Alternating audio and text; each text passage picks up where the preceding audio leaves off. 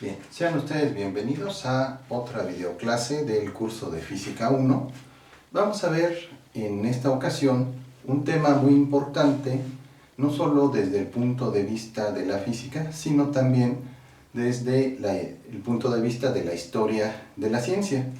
Vamos a platicar un poco sobre las leyes de Kepler.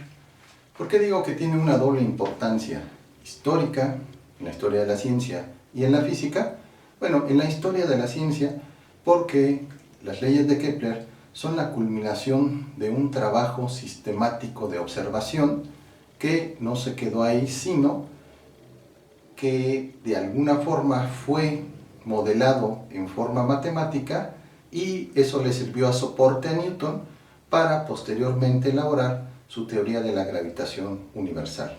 Para ubicar un poquito el contexto en el que se movió Kepler, Kepler fue uno de los contemporáneos de Galileo, conoció el sistema copernicano y entonces a partir de ahí pues empezó a trabajar sobre las observaciones de un astrónomo danés que puso su propio observatorio en una isla de Dinamarca llamado Tycho Brahe.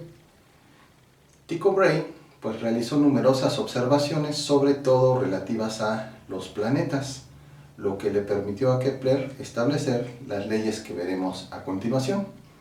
Un paréntesis nada más, si a alguno de ustedes les interesa las biografías desde un punto de vista científico, una de las mejores, si no es que la mejor biografía sobre Kepler, fue escrita por Arthur Koestler y se denomina Los Sonámbulos. Bueno, lo encuentran el libro, lo editaba Conacyt, Salvat, etc. Ahora seguramente ya está por ahí en un PDF y si lo encuentro pues les pongo la dirección en la caja de comentarios para que pues vean cuál fue toda la génesis histórica de las leyes de Kepler, las dificultades que pasó Kepler en su vida personal, familiar, su vida científica, para esbozar pues estos que son, digamos, los primeros monumentos, podríamos decirlo así, y soportes sólidos de la física observacional que se tradujeron en modelos matemáticos, que como ya comentamos, fueron el soporte para que Newton estableciera la ley de gravitación universal, que posteriormente en otra videoclase veremos. Entonces, para los que les interese la historia de la ciencia, consulten la obra de Koestler, Los Sonámbulos, y ahí podrán pues hasta divertirse con todas las aventuras que tuvo Kepler en su vida para llegar a estas leyes. Bueno, cerramos este paréntesis y entonces vamos a estudiar las tres leyes de Kepler. La primera ley, la segunda ley, la tercera ley. La primera ley, también conocida como ley del movimiento planetario. La segunda ley, conocida comúnmente como la ley de las áreas. Y la tercera ley, que relaciona el tiempo de revolución de un planeta y la distancia media al Sol a la que se encuentra este planeta. Algo más que podemos añadir de las leyes de Kepler. Durante mucho tiempo los astrónomos y los físicos pensaron, bueno, que quizá las leyes de Kepler solo eran aplicables al sistema solar, que se ajustan a la perfección. Sin embargo, pues posteriormente vieron que sistemas binarios también cumplían con las leyes de Kepler, órbitas elípticas, su periodo de revolución y su distancia coinciden, como dice la tercera ley, y en la actualidad se ha aplicado esta ley para inferir los periodos de rotación de algunos exoplanetas, es decir, planetas que están en otros sistemas estelares. Entonces, a más de 3 siglos de su formulación, las leyes de Kepler siguen vigentes. Si bien hay que decirlo, para sistemas con rápida rotación o desplazándose velozmente, pues sabemos que hay que realizar las correcciones relativistas en la astronomía y en la física. Bien, entonces vamos a conocer las tres leyes de Kepler y hablar de ellas a continuación. Entonces vamos a revisar rápidamente la primera ley y cómo llegó Kepler a esta primera ley.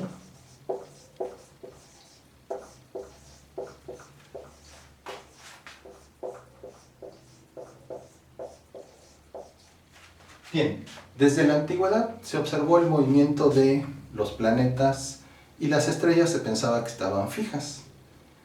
Posteriormente se descubrió y a la fecha se sabe que las estrellas aparentemente fijas no lo son, sino que se van moviendo, se van desplazando, pero de manera imperceptible para una, dos o hasta tres generaciones de seres humanos.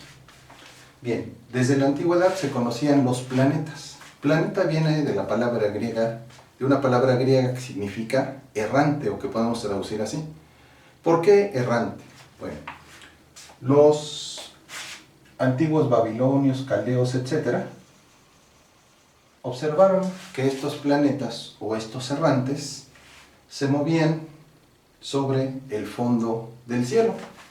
Primero con una trayectoria aparentemente lineal, luego hacía un extraño giro y continuaba su movimiento.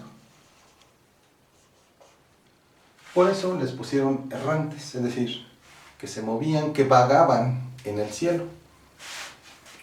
Sobre todo, llamó la atención de Tycho Brahe, el astrónomo que realizó las observaciones, el movimiento de Marte. Y él meticulosamente se puso a estudiar las trayectorias de Marte por un periodo de décadas, 1 o 2 décadas por lo menos.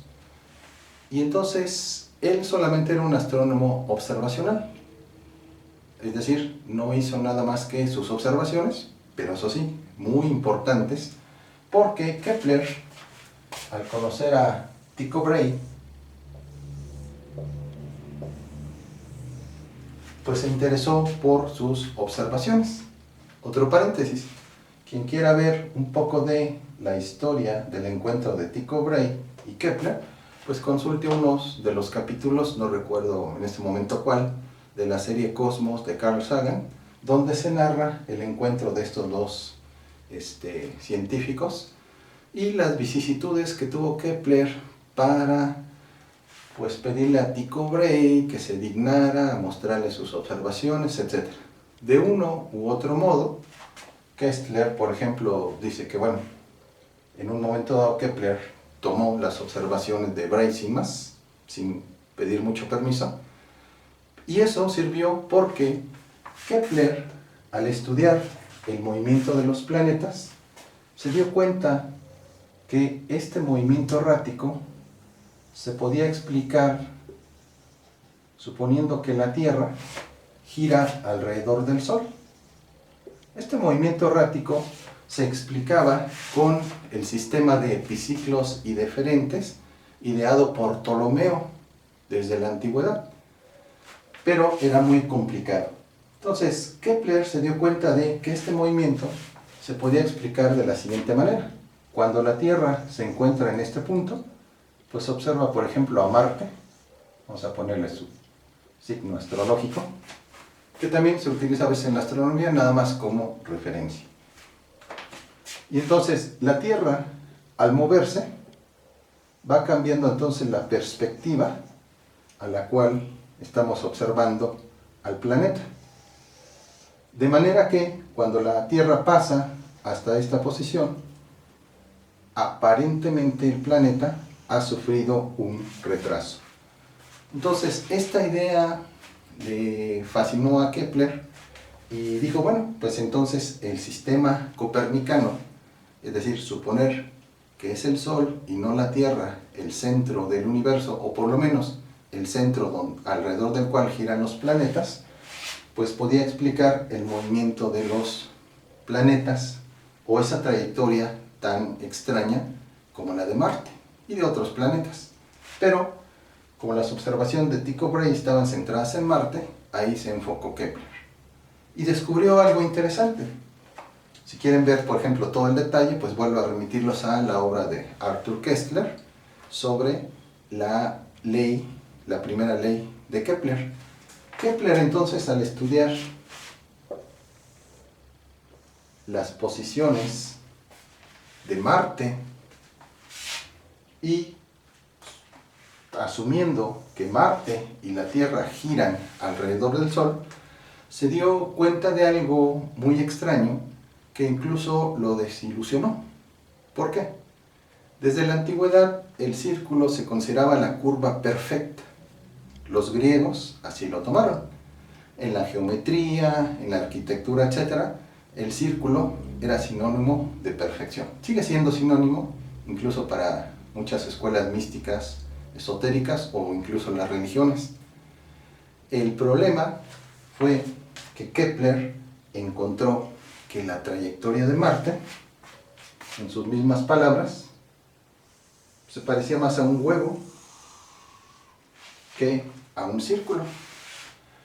Volvió a repetir los cálculos con mucha paciencia y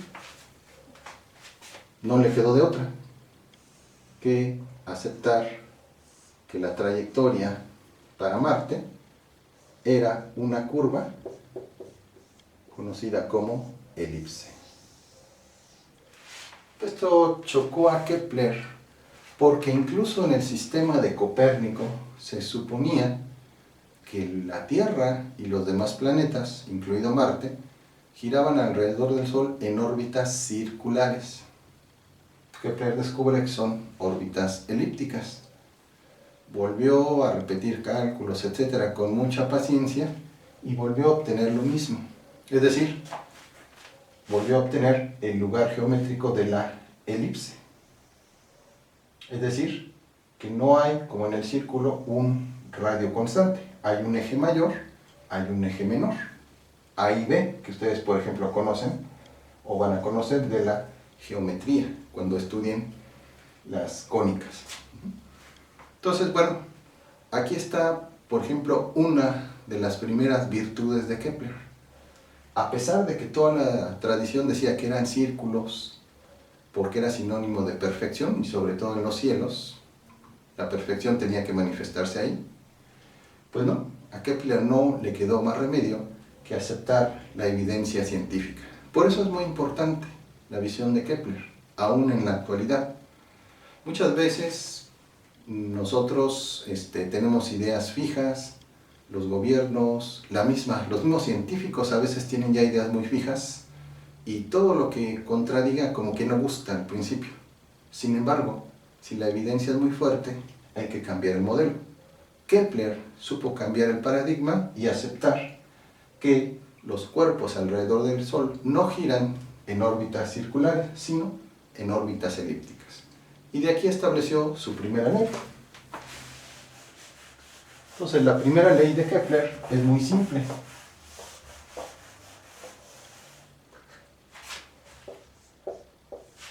Los planetas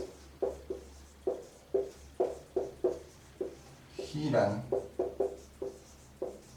alrededor del Sol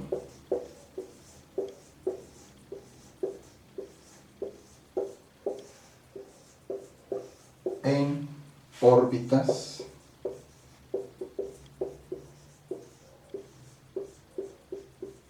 elípticas, no circulares. Entonces, como en toda elipse decíamos que tiene un eje mayor, un eje menor, y que si tenemos el caso de la Tierra, por eso hay periodos donde la Tierra está más cerca del Sol y hay otros donde está más alejado, dependiendo de los ejes mayor y menor del planeta con respecto al Sol. Una de las consecuencias de esto es que por eso hay estaciones y periodos en donde el Sol está un poco más alejado. No es el único factor.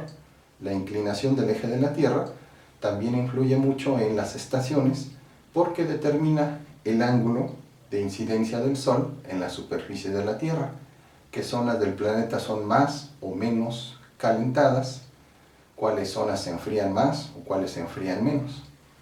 Pero entonces la Tierra, al moverse en una elipse, no mantiene una distancia fija con respecto al Sol.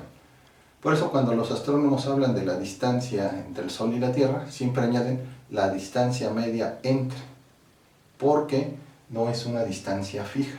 A veces es un poco mayor, a veces es un poco menor. Con la Luna pasa igual.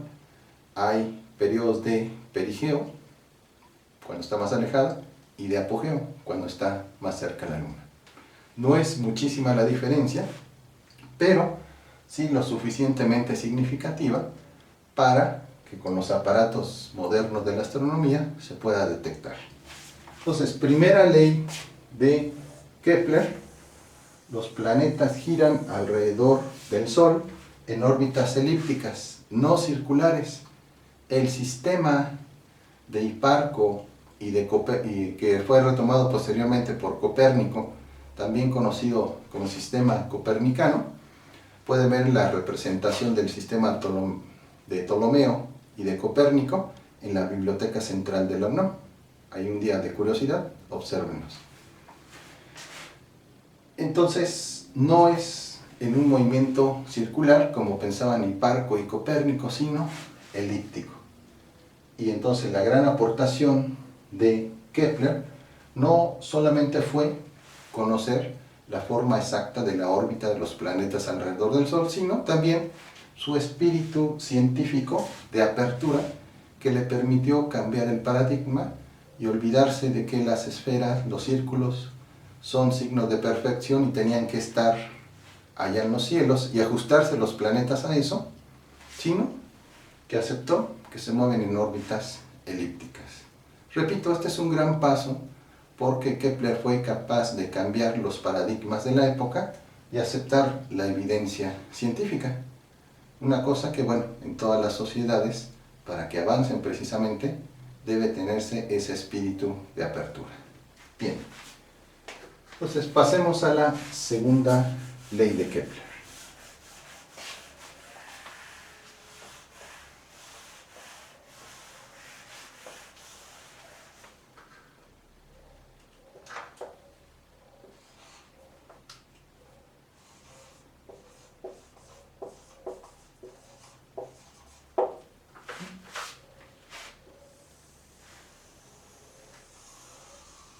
Nuevamente Kepler estudió particularmente los movimientos de Marte alrededor del Sol. Tenía una gran cantidad de observaciones que recogió del astrónomo danés Tycho Brahe.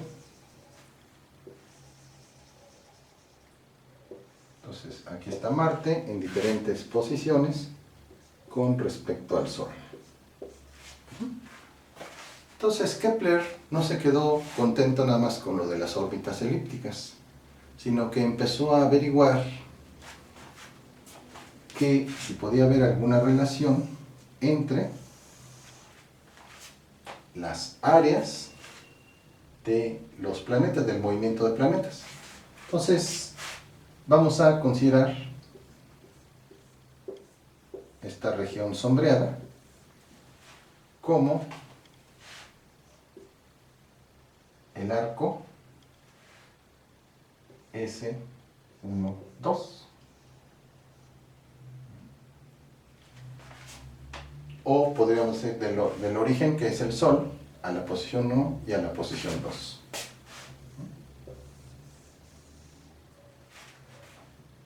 Y su gorrito que representa un arco. Bien, podemos entonces, como hizo Kepler, asociarle un área. Vamos a llamarle el área 1, 2. Entonces Kepler meticulosamente calculó el área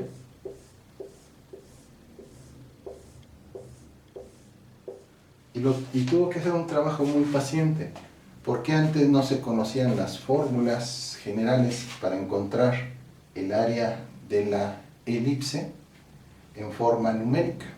Es decir, cuando tenemos solamente una serie de datos discretos.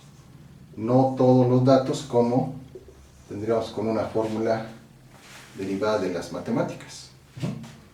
Entonces, la elipse ya se conocían muchas propiedades desde la época de los griegos, pero Kepler, que digamos para bien de la ciencia, en este caso, ignoraba algunos de esos trabajos. O sea, no quiere decir que haya sido ignorante de la geometría de las matemáticas, sino que en ese momento que estaba estudiando el problema de Marte, del movimiento de Marte, pues digamos hizo de lado esos conocimientos o esas técnicas de los griegos, y él empezó a pues tratar de encontrar las suyas para sus propias herramientas para calcular esa área.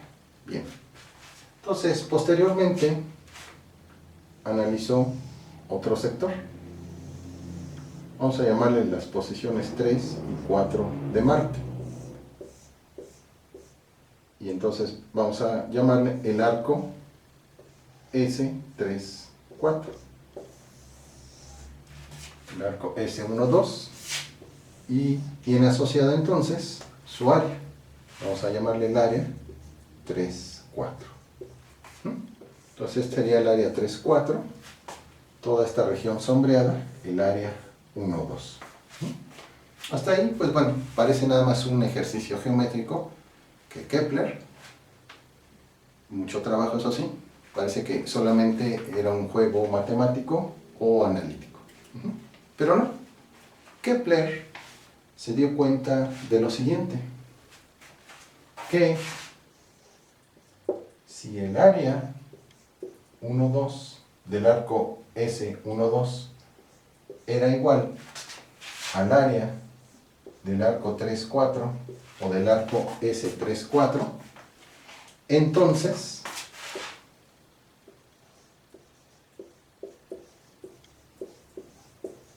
el tiempo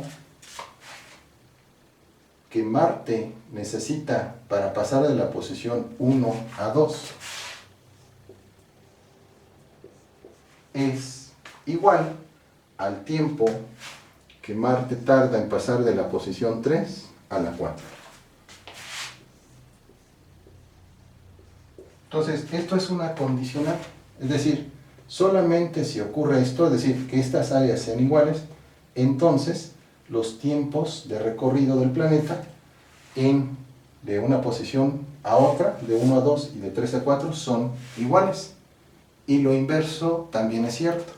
Si los tiempos, o sea, ahora vamos en la condicional inversa, si partiéramos de aquí, si los tiempos que tarda el planeta de ir de 1 a 2 y de 3 a 4 son iguales, entonces las áreas que sustenta el arco formado por los puntos extremos de la curva con respecto al Sol, entonces esas áreas son iguales.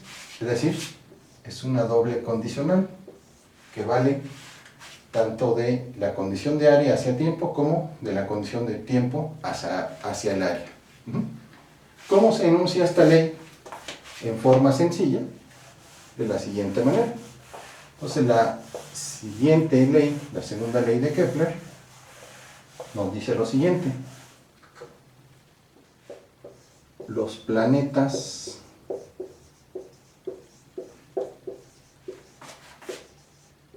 barren, vamos a ponerlo en cursiva, no exactamente que tomen una escoba y se pongan a barren áreas iguales en tiempos iguales. Lo pusimos en cursivas porque el barrer lo podemos como poner sinónimo de recorrer o recorren. Nada más que dejo la palabra porque generalmente siempre se maneja así en el contexto histórico. Los planetas barren áreas iguales en tiempos iguales. A esta segunda ley se le conoce por lo tanto como ley de las áreas del movimiento planetario o segunda ley de Kepler. Entonces, otra vez la condicional: si el área de un sector 1, 2 es igual al área del sector 3, 4. Esto implica que los tiempos que tarda el planeta en ir de 1 a 2 es igual al tiempo que tarda en ir de 3 a 4. Y lo que decíamos, lo contrario también es cierto. Si los tiempos de recorrido del planeta en dos sectores diferentes son iguales, eso implica que las áreas que sustentan el sector de curva elíptica con respecto al Sol, entonces son iguales. Bien, esa es entonces la segunda ley de Kepler. Vamos finalmente a la tercera ley de Kepler.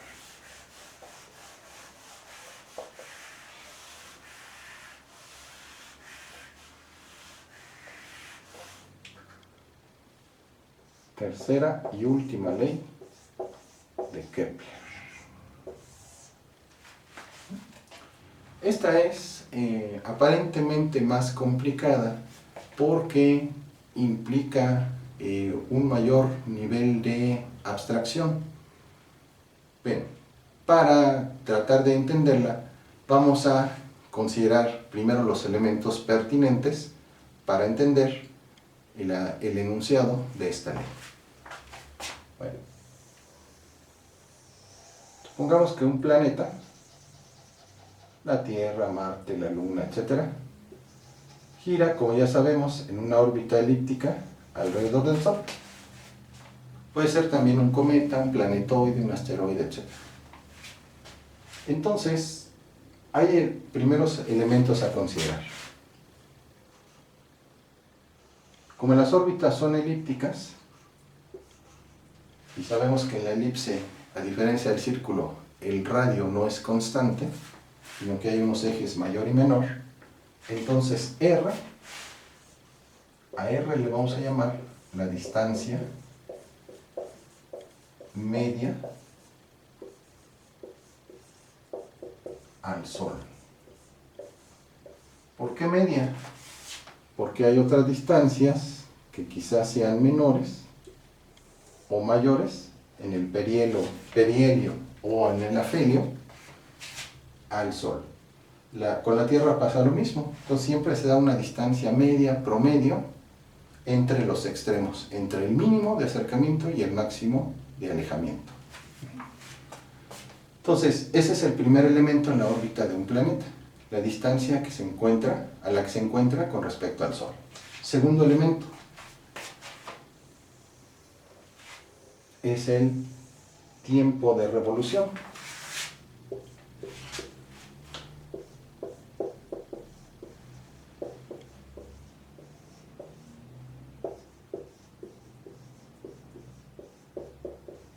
Sideria.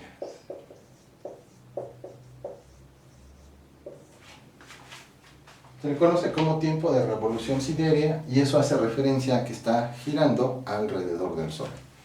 Entonces la distancia media al Sol y el tiempo de revolución sideria son dos de los elementos de la órbita. Entonces ya estamos en posibilidades de entender cuál es la esencia de la tercera ley de Kepler. Bien, Kepler no solamente estudió Marte, derivado de las observaciones de Tycho Brahe, sino también de los otros planetas que ese mismo astrónomo estudió, además de consultar catálogos antiguos, las efemérides antiguas, con las posiciones de los planetas hasta entonces conocidos, y sobre todo se dio a la tarea de ver si hay, ahora diríamos modernamente, una correlación. En ese tiempo, una relación matemática o de proporciones entre la distancia media al Sol y el tiempo de revolución sideria. Es decir, Kepler se preguntó si esas dos variables estaban o no relacionadas. Kepler, según Kepler, el historiador al que ya hicimos referencia, tenía la idea fija de que el universo, una idea fija que en este caso sí funcionó, era armónico. Y de hecho, en su obra Armonía Universal, pero en latín, él escribió lo que ahora conocemos como tercera ley de Kepler. Bueno, Kepler se dio la tarea de investigar, digamos, si lo hiciéramos a la moderna, podríamos verlo de esta manera. Obviamente él no tabuló, no hizo una tabla, porque el contexto histórico en el que se movía Kepler, Galileo, para obtener modelos matemáticos, era más bien buscar proporciones matemáticas entre los elementos. Ahora, a la moderna, pues lo haríamos como una tabla, en donde colocamos el tiempo de revolución en años, por ejemplo, o fracciones de año, y la distancia media al Sol, que podría ser en unidades astronómicas. ¿Qué es una unidad astronómica? Es la distancia media, se abrevia así, que existe entre la Tierra y el Sol, aproximadamente unos 150 millones de kilómetros. Es un poco menos, pero en forma redondeada ese es el valor. Entonces, a la moderna, ¿qué haríamos? Pues ver cuál es el tiempo de revolución de todos los planetas, de Mercurio, de Venus, de la Tierra, de Marte, etcétera, ¿no? Júpiter,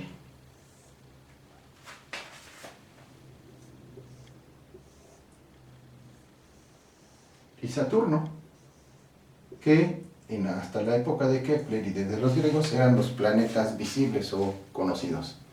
Recuerden que en la mitología Saturno es el viejo de los cielos, el dios viejo.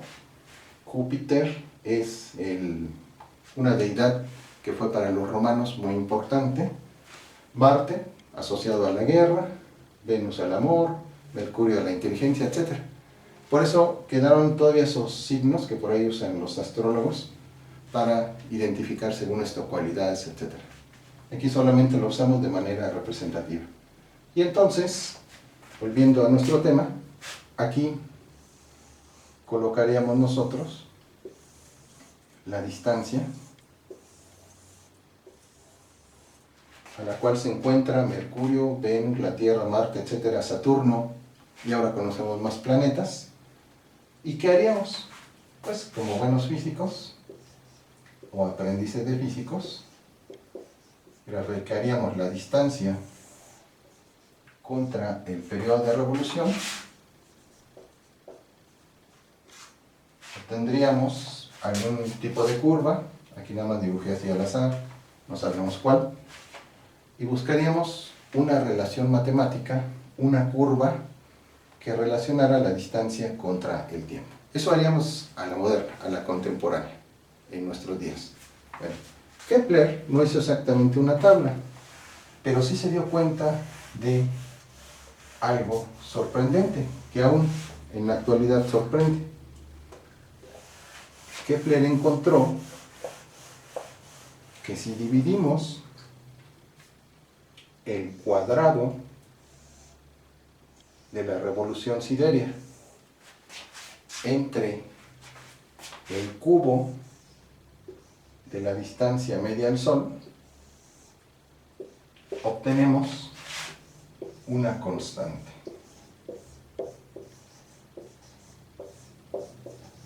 Dicho de otra manera, el modelo matemático que obtendríamos en la actualidad al despejar, si a esta constante le llamamos K, sería que el cuadrado del tiempo es igual a una constante por la distancia media al Sol al cubo. Este es entonces, escrito a la moderna, el postulado de la tercera ley de Newton. El cuadrado de la revolución siderea es directamente proporcional, la constante de proporcionalidad, al cubo de la distancia media al Sol. Es más fácil leerlo desde aquí que escribirlo, pero pues lo vamos a escribir de todos modos, porque ese es el enunciado, uno de los enunciados de la tercera ley de Kepler. Entonces, el cuadrado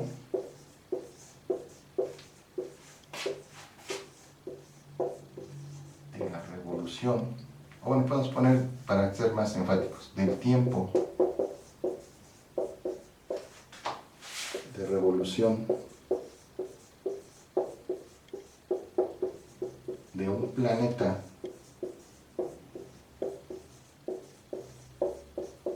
alrededor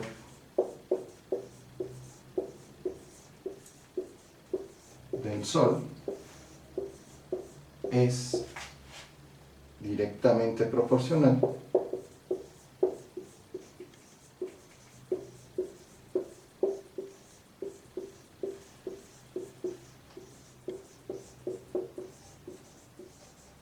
al cubo de su distancia media al Sol.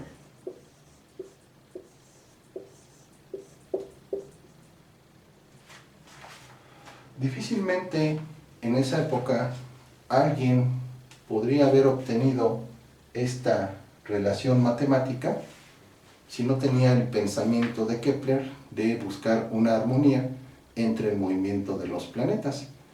De hecho, incluso donde sí fracasó Kepler fue tratar de ajustar los sólidos perfectos de la geometría griega con las órbitas de los planetas o con la separación que ellos tenían.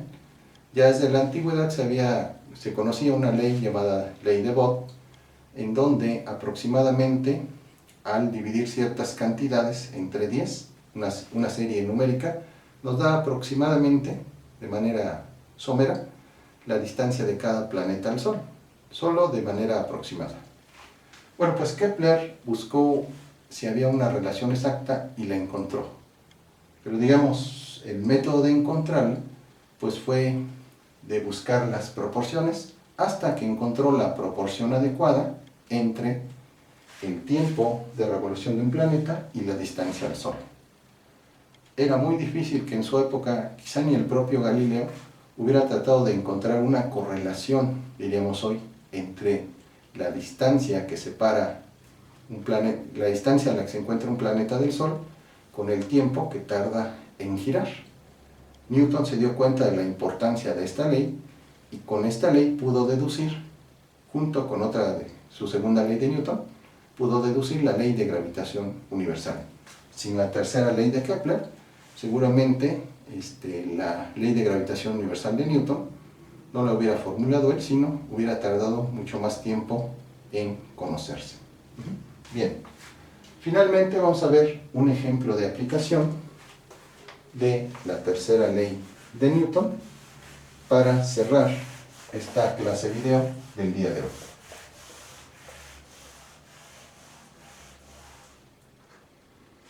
Entonces, sabemos que el tiempo de revolución de la Tierra es de un año,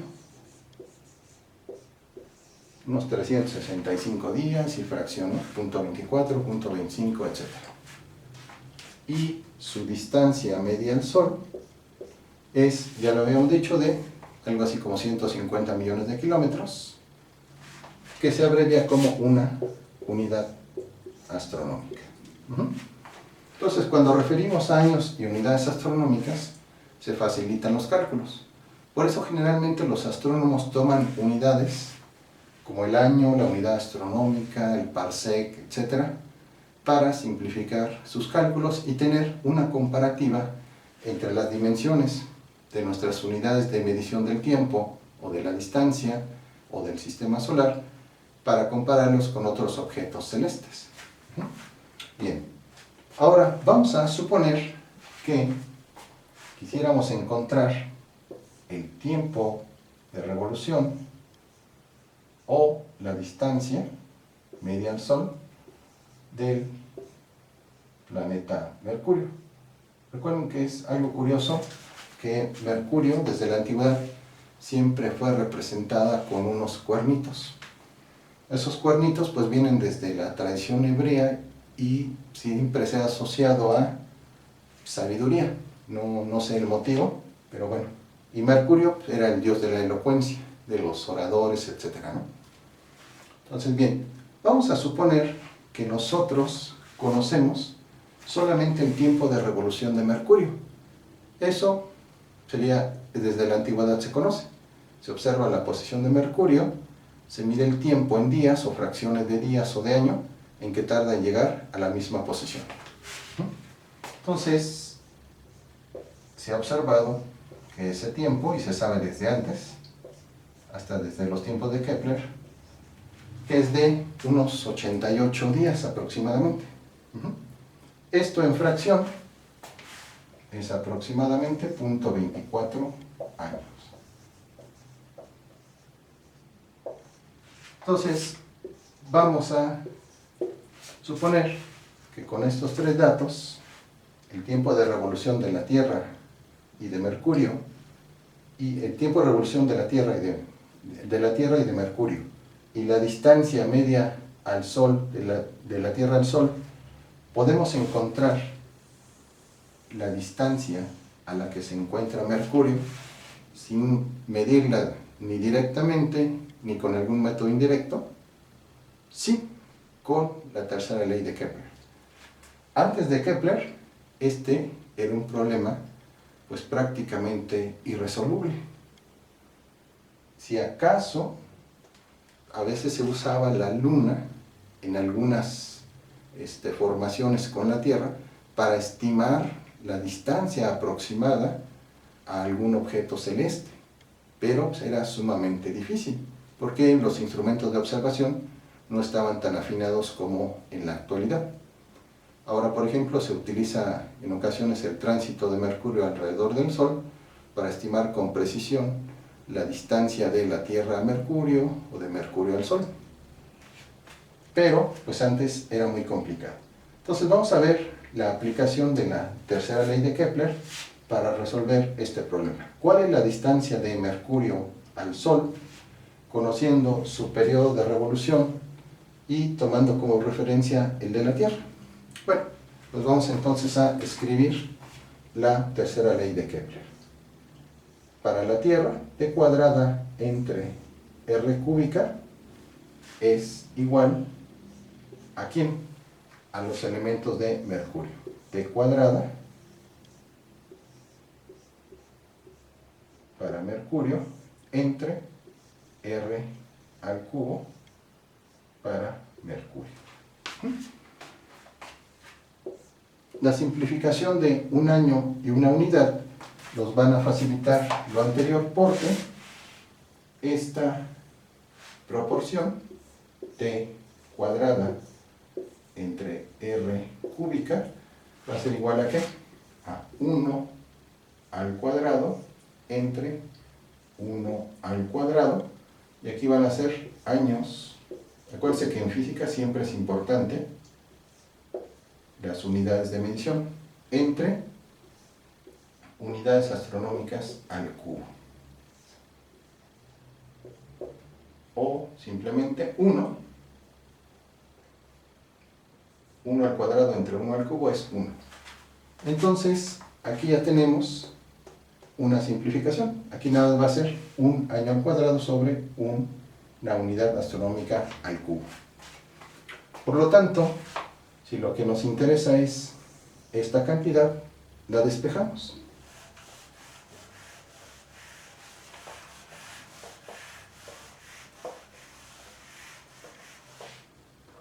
Entonces, aquí tenemos 1 año cuadrado entre unidad astronómica al cubo.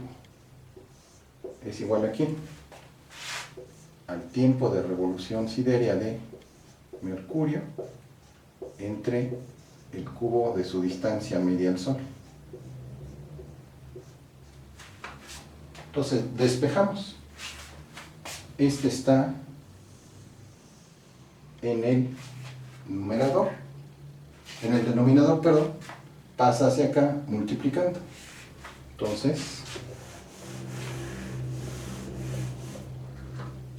la simplificación es R al cubo de Mercurio por 1, es lo mismo que poner año cuadrado sobre unidad astronómica al cubo, igual ¿a quién? Al tiempo de revolución siderea de Mercurio. Ese tiempo, recuerden que es de 88 días o 0.24 años. Entonces sustituimos 0.24 años al cuadrado. Y entonces uno diría, ay, ya se juntaron las unidades. Muy fácil. Aquí hay años cuadrados y aquí hay años cuadrados. Años cuadrados y años cuadrados se van a cancelar. Y la siguiente simplificación, entonces me queda R al cubo de mercurio por 1 entre unidad astronómica al cubo igual a 0.24 al cuadrado y así las unidades. Despejo este numerador, denominador. Este está la unidad astronómica al cubo en el denominador, la paso multiplicando. Entonces me queda R al cubo de mercurio es unidad astronómica al cubo por 0.24 al cuadrado. Ahora, ¿qué hacemos para simplificar R? Extraemos raíz, no raíz cuadrada, sino raíz cúbica. Por lo tanto, vamos a reescribirlo arriba para que no se vaya a perder en la zona de abajo del pizarrón. Entonces, extrayendo raíz cúbica, la distancia media al Sol de Mercurio, acuérdense que en la multiplicación es conmutable. Puedo tener unidad astronómica al cubo por 0.24 al cuadrado, es lo mismo que 0.24 al cuadrado por unidad astronómica al cubo. Entonces, 0.24 al cuadrado, raíz cúbica, y esto me va a quedar en unidades astronómicas porque al extraer la raíz cúbica del cubo queda igual a 1. Acuérdense, unidad astronómica al cubo, esto es equivalente a tener unidad astronómica al cubo por 1 sobre 3. Esto es unidad astronómica, 3 sobre 3 es 1 o simplemente unidad astronómica. Y entonces ya simplificamos y ese es el resultado para la distancia a la que se encuentra Mercurio al Sol. Deliberadamente hice todas estas operaciones, estas simplificaciones antes de realizar la operación final. ¿Esto con qué finalidad?